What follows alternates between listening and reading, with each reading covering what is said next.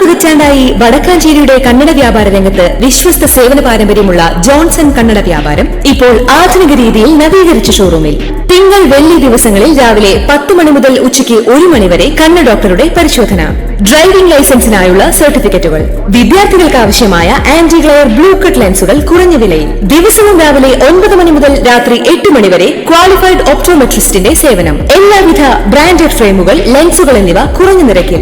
Johnson Kannada വ്യാപാരം, John's tower, divine ആശുപത്രിക്ക് എതിർവശം, Vadakkanchery. Phone 94963474. Vadakkanchery നഗരസഭയിൽ 2 മുതിർന്ന നേതാക്കളായ കൌൺസിലർമാർ തമ്മിലുണ്ടായ തമ്മിലടിയെക്കുറിച്ച് അന്വേഷിക്കാൻ DCC 2 പേരെ നിയോഗിച്ചു. KPCC secretary A. Prasad, DCC vice president doctor Niji Justin എന്നിവരാണ് സംഭവത്തെക്കുറിച്ച് അന്വേഷിക്കുക. DCC പ്രസിഡന്റ് ജോസഫ് ടാജറ്റാണ് അന്വേഷണത്തിന് ഉത്തരവിട്ടത്. 2 ദിവസത്തിനകം അന്വേഷിച്ച് റിപ്പോർട്ട് നൽകാനാണ് നിർദ്ദേശം. കോൺഗ്രസ് നേതാവും നഗരസഭാ കൌൺസിലറുമായ K. അജിത് കുമാറും മുതിർന്ന കോൺഗ്രസ് നേതാവും നഗരസഭാ കൌൺസിലറുമായ KT ജോയും തമ്മിലാണ് കയ്യാങ്കളി ഉണ്ടായത്.